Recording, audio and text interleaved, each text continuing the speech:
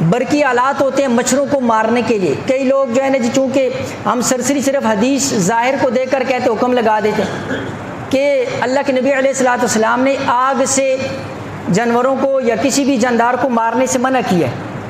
تو کئی لوگ پوچھتے ہیں جی وہ الیکٹرک جو ہے نا جی آلات ملتے ہیں, اس کے اندر لائٹ جلی ہوتی ہے اور اس سے جو ہے نا جی مچھر وغیرہ یہ چیزیں مرتی ہیں,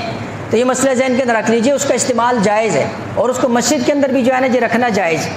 علماء نے لکھا کہ وہ آگ کے جلانے کے زمرے کے اندر نہیں آتی,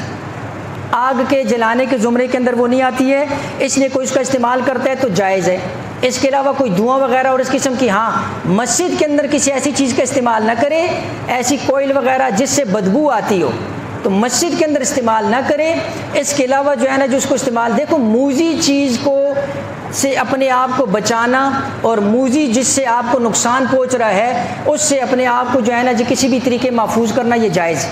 اور موذی جانور کو جو ہے نا جی مارنا جائز ہوتا ہے.